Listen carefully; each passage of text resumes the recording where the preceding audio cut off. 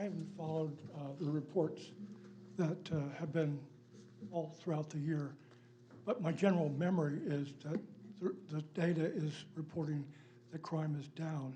So the first question is that the case? What are the numbers if it's going down? Secondly, is there anything that can be learned from the data? I heard that transient crime is up. But I can tell you in the nation's capital, one thing that can happen is every time the Redskins play, crime drops down dramatically. And every time there's a snowstorm, street crime, mugging, happens very dramatically because you can't move very well, and you describe the assailant as, he had a ski cap. You know, I just wondered if there's anything you could learn from this. Thank you. Understood. Thank you, Kirk.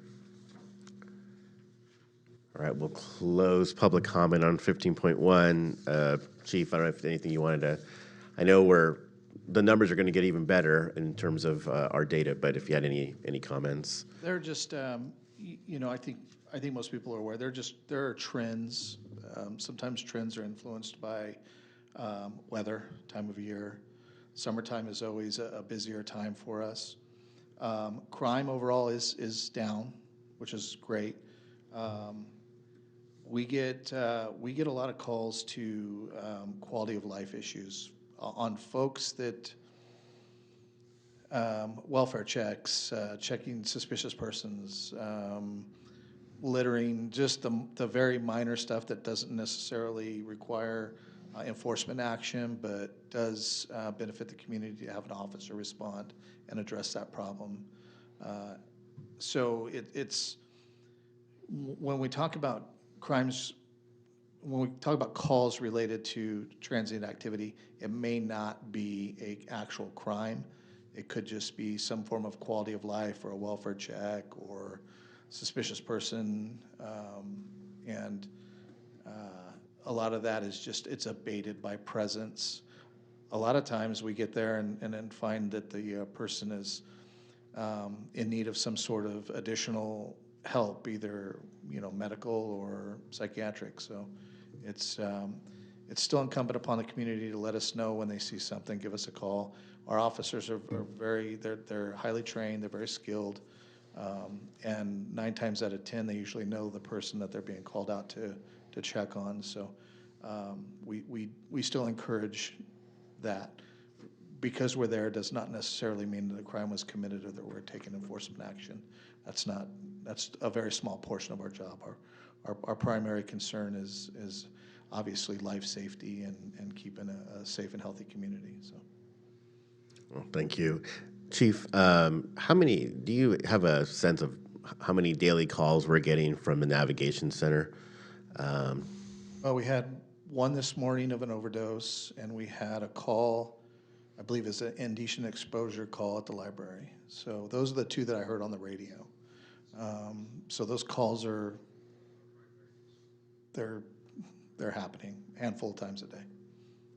Understood. Okay, thank you. Okay, any other questions? All right, Chief, thank you. We'll move to item 15.2, which is our receive and file report for June for Station 25. And Chief, do you anything you want to highlight? Thank you, Mr. Mayor. Just to echo the comments by Chief Wren, our crew's been busy as well, and for the community out there this weekend, the temperature's going to be climbing and it's going to get hot again, and fire season is upon us. It's gotten busy. They burned about 5 acres up in the Grizzly Flat area today, so we've had a handful of smaller fires, but definitely with the change in the weather, just remind everybody to be hyper vigilant with this dry weather. We are continuing to work with Diamond Springs through the annexation process. We recently just completed the cross-training of our personnel, so you should start to see here, hopefully fairly soon, a Diamond Springs firefighter working on Engine 25 or a county fire employee working over on Diamond Springs Engine 49. And then, lastly, just the one thing I would note is if you look at the photos on the report, the top left, we received a pretty generous donation from a trust fund for thermal imaging cameras, and we were able to purchase 13 of these for our firefighters. I'm happy to let you look at them afterwards, but these are an incredibly helpful device for all of our firefighters. It's warrant on their equipment. It can be used in fires, vehicle accidents, all sorts of different things. So we're really grateful to get the donation and to be able to provide these tools to our equipment, to our personnel. Awesome. The thermal imaging camera? My friend is a thermal imaging camera. Awesome. Thank you, Chief. Any questions or comments from council? Chief, how about on, how has it been with, now that, the hill's been, we don't have the camp there anymore. Are we still seeing, like, in terms of, like, fires and things from our transient camps? I know we've had, yeah. Has it We been? have had a couple of recent fires, I'd say in the last month, I believe 2 or 3 that were in those areas, not up on Broadway, but around the homeless encampments. Understood. Yep. You have to be careful about what you read almost anywhere. If you come to a homeless encampment, what right, are there any rights to the homeless person to be able to have a fire? I don't know how to say it any better. It's just, I think you know what I mean, though. Traditionally, there's always been the cooking and warming fire Right. excluded, especially during fire season. Okay, so there's really no reason to have fire.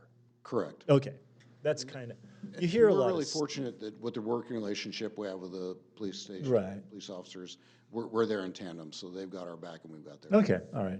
You just read nonsense out there, and We have our Yeah, we adopted an ordinance also that states once that Right. fire season is Right, started, that's what I thought. They're illegal anywhere in the city. that's what I thought. Okay, I just wanted to make I would just sure. like to add, we do have a zero tolerance policy, and we've coordinated that with the Right. attorney's office. Yeah, that's what I thought, but I just wanted to make sure, because like I said, you read nonsense out there sometimes, and I should know better. good to clarify, though, for the community, so. For the public. Yep. All right, we'll go ahead and open up item 15.2 for any public comment. All right, seeing none. Chief Cordero, thank you again. Appreciate it. All right, so that brings us to item 16, which are upcoming items, and I'll go ahead and let folks read that. Oh, I'm sorry, Pierre. I know, and I actually had a question on this. She's like, all right, cool, we're done. All right, 15.3, I apologize, Pierre. I'm used to the 2. Development Services Department, Department's development permitting statistics for the month of June 2023. And Pierre, anything you want to highlight in your report? Thank you, Mayor, Council. Nothing really to highlight, other than I will just state that the valuation is a little bit low. Typically, our valuations run about $1 million per month. But I think we're going to see some probably dramatic jumps in valuation once our larger projects come forward, such as Apple Farm Place, the Carriage Trade Center, the 2 affordable housing apartment buildings.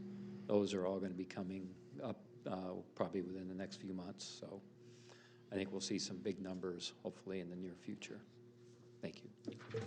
Thank you, Pierre. I know the one thing I did notice, I was really, actually, I was going to say this is great, is 46 permits issued and 46 final. So I thought that was fantastic that not only are people pulling, but they're getting done, which I think is great for the community. And the other thing, only question I was going to have was, I saw that part of the uptick in what do you call that, in enforcement was in signs. Was that like, is that like signs on wall, like on buildings, or is this? Primarily, we're dealing with banners. Banners, One of the okay. businesses put up, so we're trying to be a little bit more proactive now regarding our signage enforcement, and so that's why the uptick on that.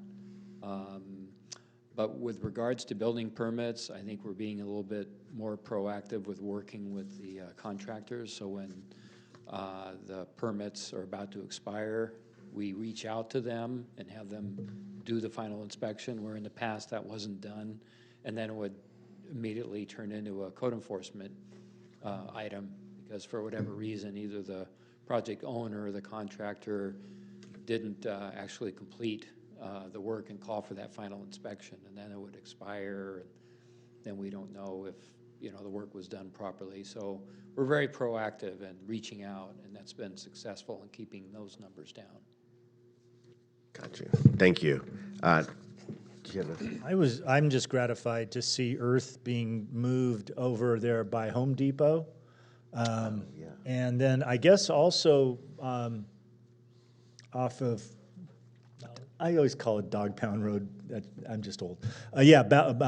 Mallard, on the side of the hill. Is that those things going as well? Did they get Yes. a grubbing and Right, the one whatchamacallit? on Mallard and McIntosh, that would be clearing and grubbing Uh-huh. for the Mallard Affordable Housing Project. And then the other one you mentioned, that's at Middletown and Right, Cold Springs. right. That's the Middletown Affordable Yeah. Housing Project. They're also operating under clearing and grubbing. Yeah, it's just good to see earth being disturbed and getting some housing for folks, Yes, we're very excited about those projects. as we should be. Great. Thank you. Any other questions or comments? Okay, we'll go ahead and open up item 15.3 for public comment. All right, seeing none, we'll go ahead and close public comment. Pierre, thank you. Sorry, I forgot. All right, so we'll move to item 16, which are upcoming items. Again, I'll let folks read that. So we will move to item 17, which is adjournment at 5:50 p.m. So everybody have a very good evening. Thank you. Meeting's adjourned.